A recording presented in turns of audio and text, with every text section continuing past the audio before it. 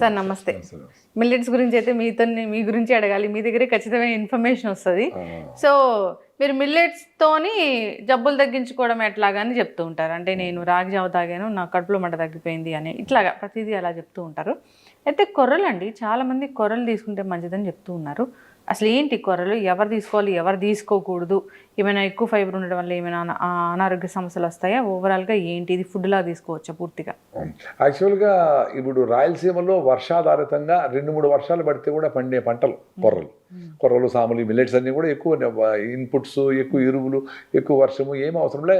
టెంపరేచర్లు పెరిగితే కూడా పండుతాయి, ఈజీగా పండిపోతాయి. ఆ సొప్పంతా ఆవులకి మంచి ఫుడ్, ఆ గ్రెయిన్ మనం తింటాము. కొర్రల్లో 8% ఫైబర్ ఉంటుంది, పీచు పదార్థం. రైస్లో 0.5, పాలిష్ చేసిన బియ్యంలో అయితే 0.3. సో పీచు పదార్థమే లేదు బియ్యంలో. సో 8% ఫైబర్ ఉండే ఫుడ్ని మీరు తింటే దాంట్లో 2 రకాలు ఉంటాయి. 50% అనుకోండి అప్రాక్సిమేట్గా. Soluble fibre, insoluble fibre. Soluble fibre అంటే మనం భోంచేసి బాగా నమిలి మింగేసినాక అదంతా లిక్విడ్లో కలిసిపోయినాక దాంట్లో కరిగిపోయి బ్లడ్లో కూడా ఎంటర్ అయ్యే ఫైబర్ సాల్యుబుల్ ఫైబర్ అంటాం. ఇన్సాల్యుబుల్ ఫైబర్ అంటే బ్లడ్లోకి ఎంటర్ కాలేదు కానీ పొట్ట మొత్తం సిస్టమ్ని దాంట్లో విల్లైస్ అని అంటారు. లోపల పొట్ట ఇట్లా ఉంటాయి విల్లైస్ అని. సో దాంట్లో ఫ్లో అవుతూ ఉంటుంది మనం తినే ఫుడ్, దాంట్లో అబ్జర్వ్ అవుతూ ఉంటుంది. ఆ విల్లైస్ అన్నింటినీ కూడా మనం చూపులు తీసుకొని క్లీన్ చేసినట్టు క్లీన్ చేసుకుంటూ పోతుంది. ఫ్రీ మోషన్ అయ్యేదానికి ఛాన్స్ ఉంది. ఆ ఫుడ్ అతుకొని పోకుండా ఆ స్టూల్స్ మూమెంట్కి సపోర్ట్ చేయడం ఇవన్నీ. So soluble and insoluble fibre 2 ఉన్నాయి కాబట్టి మిల్లెట్స్కి ఆ గౌరవం. సో చాలామందికి ఎందుకు ప్రాబ్లం వచ్చింది ఇప్పుడు కాన్స్టిపేషన్, రకరకాల ఇష్యూలు అంటే ఫైబర్ లేని మిల్క్ ప్రోడక్ట్స్ మొదలుకొని బ్రెడ్లు, పిజ్జాలు, మైదా ఇట్లాంటివన్నీ చాలా చీజులు, గీజులు ఇవన్నీ ప్రోడక్ట్స్ తింటూ ఉంటారు కాబట్టి ఫైబర్ లేని ఫుడ్ తింటా ఉంటారు. సో ఫైబర్ లేని ఫుడ్ తినే దానివల్లే కలోన్ క్యాన్సర్ కేసెస్ అమెరికాలో ఎక్కువైనాయని ఇదంటే వాళ్ళు ఫైబరు చాలా ఇంపార్టెంట్ ఫుడ్లో అని ఫైబర్ ఉండే ఫుడ్లు వాళ్ళు తినే అలవాటు లేక ఉండదు కదా వాళ్ళకి. మనలాగా ఫ్రెష్గా జొన్న రొట్టి చేసి పెట్టేవాళ్ళు, మళ్ళీ రాయి ముద్ద చేసేవాళ్ళు లేరు అక్కడ. సో వాళ్ళకి ఇంకేదో ఇప్పుడు వాళ్ళకి బ్రెడ్లు గిడ్లు ఏవో తినేసి ఇంకా దానికోసమని ఫైబర్ ట్యాబ్లెట్ వేసుకోండి అని ఫైబర్ ట్యాబ్లెట్లు వచ్చినాయి అక్కడ. అరే అట్లా ట్యాబ్లెట్ వేస్తే సపరేట్గా ఏం చేస్తుంది, అది ఫుడ్తో పాటు కలిసి ఉండాలి.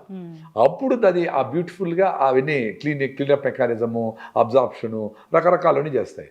సో దానికి మనకు హై ఫైబర్ ఉండే చిక్కుళ్ళు మొదలుకొని, పప్పు ధాన్యాలు మొదలుకొని, ఈ మిల్లెట్స్, గ్రెయిన్స్, లెంటిల్స్, ఇవన్నీ ఆకుకూరలు, కూరగాయలు, మామిడి, అన్ని రకాల బయోడైవర్సిఫైడ్ ఫుడ్ నేచర్ మనకి ఇన్ని రకాలుగా ఇచ్చింది. ఎందుకు, ఇంకా ప్రాసెసింగ్ తక్కువ కాబట్టి. అక్కడ వాళ్ళకి మంచు పడిపోతుంది 6 నెలలు. సో వాళ్ళు ఏం పండిస్తాడో పండించి అన్ని ఫ్రీజ్ చేసి లోపల వేసేసేయాలి.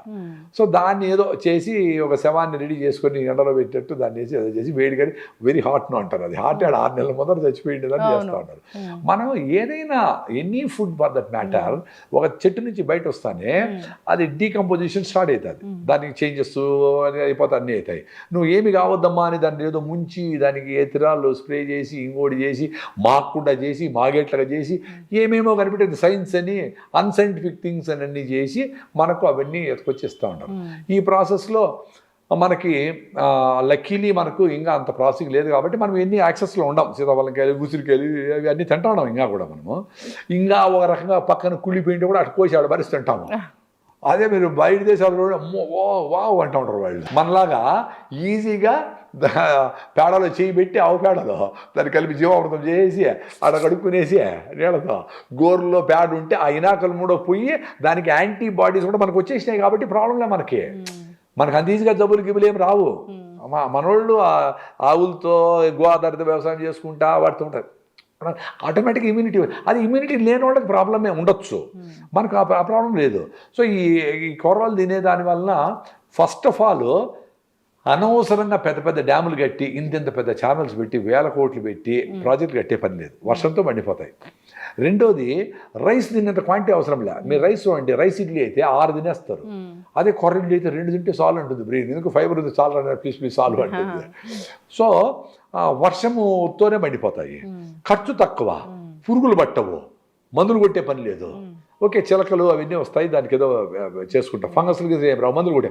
సో ఇవి గ్రెయిన్స్ కట్ చేసి బాగా ఎండబెట్టేసి ఎత్తిపెట్టుకుంటే 10 ఏళ్ళైనా చెడిపోవు. నీకు కరెంట్ అవసరంలే, గ్రెయిన్స్ అవసరంలే, ఫుడ్ కార్పొరేషన్ ఇది అవసరంలే, పురుగులు పట్టు ఏం పట్టవండి. అవి ఎలకలు కూడా తినలేవు, జారిపోతాయి.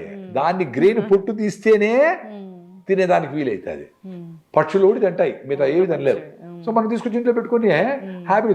సో మనకి నీళ్లు తక్కువ, ప్రిజర్వేషన్కి ఏమీ ఖర్చు లేదు. ఇంట్లో ఓ మూట వేసుకుంటే దాన్ని ఎప్పటికప్పుడు అప్పుడు ఇసురుకొని అన్నంలాగా తినొచ్చా వాటిని?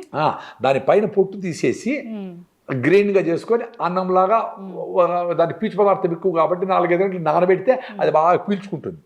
తేమ పీచు పదార్థం కూడా బాగా తేమను పీల్చుకుంటుంది కాబట్టి డైజెషన్ ఈజీగా అవుతుంది.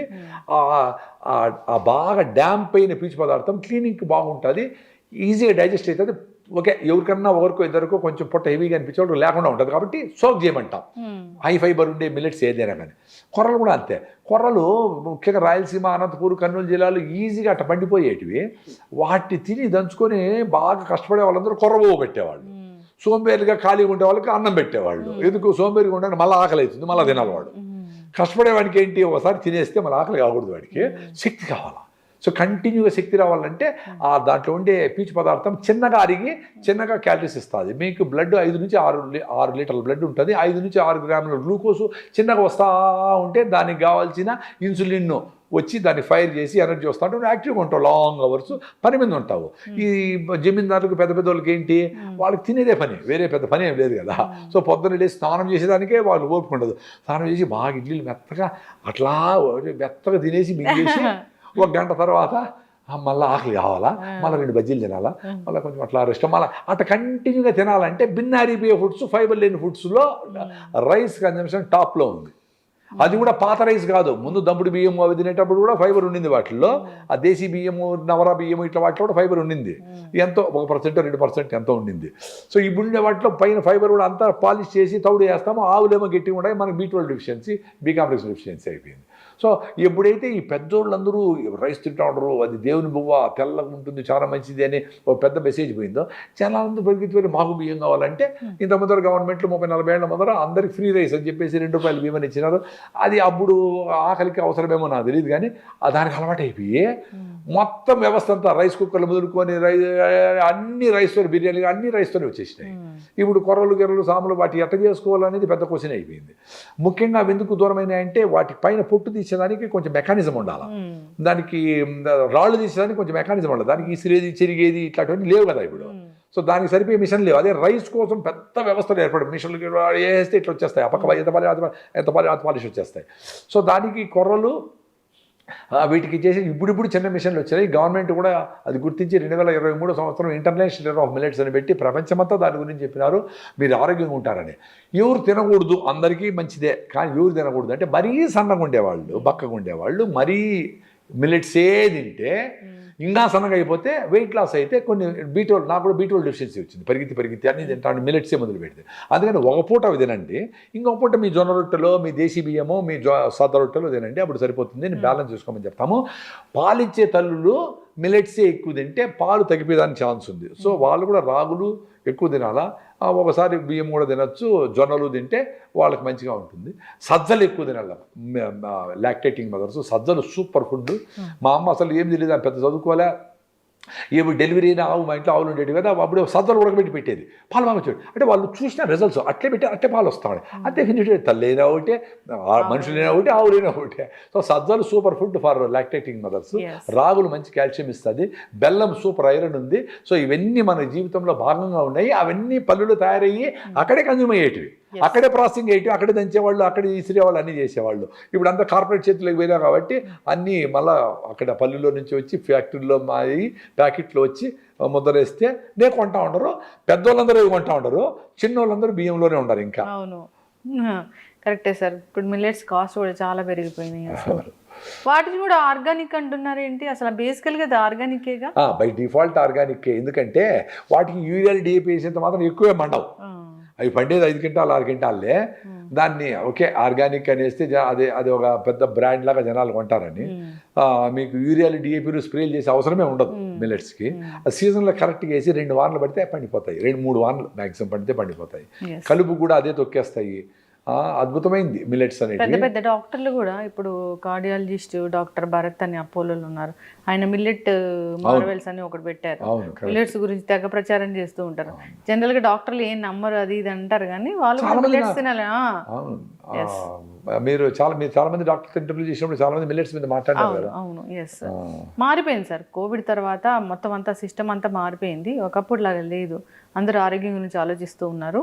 సో అంటే ఎక్కడ మిస్ అయిపోయిందంటే ఈ మిల్లెట్స్ తినే వాళ్ళందరూ రోగిస్టులు, షుగర్లు బీపీలు వస్తే ఉన్న వాళ్ళే తింటారు. మాకేం రోగం రాలేదు కదా. అరే రోగం వచ్చిన ఎదురు తిని రోగం రాకుండా ఉండొచ్చు ఒకటి. రెండోది వీటితో టేస్టీగా చేసుకునే దానికి చాలా ఛాన్స్ ఉంది. మంచిగా డబుల్ బీన్స్, పచ్చి బఠానీ వేసి, జీడిపప్పులు వేసి పొంగల్ చేసి సూపర్గా ఉంటుంది. అరికెలు అయితే రైస్ కంటే టేస్టీగా ఉంటాయి. బిసిబేళబాద్ చేస్తే కన్నా అండుకొర్రలతో భలే టేస్ట్ ఉంటుంది. అట్లా టేస్టీగా చేస్తే కొంచెం మనసు పెట్టాలా. ఇప్పుడు మామూలుగా మనము స్టేట్ గవర్నమెంట్ చెప్పింది అని చెప్పేసి పిజ్జాలు, బర్గర్లు ఇవి అవి అన్నీ కూడా మిల్లెట్స్తో చేసి పెట్టారు. అద్భుతంగా చేసినారు, భలే టేస్టీగా, కలర్ఫుల్గా. మొత్తం మంది కేకులు చేశారు, బిస్కెట్లు అన్నీ చేశారు. అవన్నీ చేయండి, మంచిది కదా. మీ పిల్లలకి ఆరోగ్యం కోసం మీరు ఇంత శ్రమ పడతారు, ఈ మిల్లెట్స్ కూడా యాడ్ చేయండి. రైస్ను తగ్గించుకుంటారా అండి, మీరు అందరూ అందరూ ఆరోగ్యంగా ఉంటారు. నాకు 6 months బేబీ ఉన్నాడు. ఎందుకో నేను ఒక 2 years బ్యాక్ నేను మిమ్మల్ని వేరే ఛానల్లో ఇంటర్వ్యూ చేశాను. అప్పుడు చెప్పారు తల్లి కడుపులోంచే బిడ్డ అన్ని హెల్దీగా వస్తాడు, తల్లి ఏం తింటే. నేను చాలా రోజుల పాటు హెల్దీ ఫుడ్డే తిన్నాను, అంటే లైక్ మిల్లెట్స్ లాంటివి ఎక్కువగా తిన్నాను. సో హెల్దీగా పుట్టారు. అది చాలా ఇంపార్టెంట్. ఎందుకంటే 6 హిమోగ్లోబిన్ 6-5 ఉన్నది అనుకోండి హిమోగ్లోబిన్. ఏదో అందంగా కనపడేది ఏమేమో చేసుకొని పెళ్ళిళ్ళు చేసుకొని వేస్తారు. వాళ్ళకి ప్రెగ్నెన్సీ వస్తాను, మీకు హిమోగ్లోబిన్ చాలా తక్కువ ఉందండి, యూ కాంట్ బేరే చేయండి, so you have to folic acid, iron, zinc, రకరకాల మందులన్నీ ఇచ్చి యూరియా, డిఏపి వేసి పెంచితే పొలాలు పెంచినట్టు లోపల బిడ్డ 4 kilos చేస్తారు. వీళ్ళు నార్మల్ డెలివరీ శక్తే ఉండదు కదా. సో ఈవిడ పుడతానే వాడు యూరియా బిడ్డలాగానే కదా. సో వాడికి జబ్బులన్నీతో జలుబు, ఇది అద్దాలు వచ్చాయి, ఇది వచ్చి అది వచ్చి, 20 డయాబెటీస్ వచ్చాయంటే మదర్ హెల్తీగా ఉండాలి. చాలా ఇంపార్టెంట్ అది. ఎంత కేర్ఫుల్గా ఉండాలి మదరు.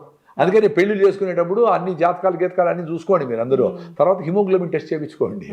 6-7 ఉందనుకో 6 నెలలు వెయిట్ చేసి ఇప్పుడు మన ఫుడ్లు అన్ని తిని, నువ్వు లడ్డు, పల్లి లడ్డు, కొబ్బరి లడ్డు, రాగి జావులు, సజ్జలు, గిజ్జలు అన్నీ తిని మార్నింగ్ వాకింగ్ చేసి, యోగా చేసి, ప్రాణాయామం చేసి, నువ్వులు పూసుకొని, ఎండలో ఉండి విటమిన్ D3 బాగా పెంచుకొని, ఎముకలు గట్టిగా చేసుకొని, గట్టు మైక్రోవేవ్ బాగా చేసుకొని, ఫర్మెంటెడ్ ఫుడ్స్ తిని, అమ్మలు దాగి అన్నీ తాగి మళ్ళీ పెళ్లి చేసుకొని హ్యాపీగా ఉండండి, ఆరోగ్యంగా ఉండండి. ఆరోగ్యంగా ఉంటేనే హ్యాపీగా ఉంటారు.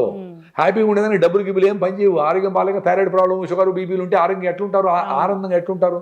అది చాలా సిన్సియర్గా ఆలోచించాలి ప్రతి ఒక్కరు. ఖచ్చితంగా సార్, చాలా చక్కగా చెప్పారు. సో మంచి మాటలు పాటించాలని కోరుకుందాం, ఆరోగ్యంగా ఉంటారు. అదే 2 థింగ్స్ అండి, 3. ఒకటి వచ్చి తెలివినోళ్ళు వినడము, అర్థం చేసుకోవడం, ఆచరించడం ఇన్స్టెంట్గా చేస్తారు. ఇప్పుడు మనం ఏదో మాట్లాడుకున్నాం, అరే ఎప్పుడు చూద్దాము అనుకునేవాడు చాలా ఇంటెలిజెంట్. యావరేజ్గా ఉండేవాడు వింటాడు, అర్థం చేసుకుంటాడు, ఆచరించే దాంట్లో చాలా స్లో. ఎక్కువ మంది అక్కడ ఉండిపోయినారు. అతి తెలివి వాళ్ళు ఉంటారు కొంతమంది. ఇన్ని రకాల మందులు వేసుకుంటే పోతుంది, రాయిదావుతో పోతుంది అనుకుంటారు. నమస్కారం వాళ్ళకి. ఫుడ్డేగా తినమనింది. ఖచ్చితమైన ఇన్ఫర్మేషన్ సార్, ధన్యవాదాలు.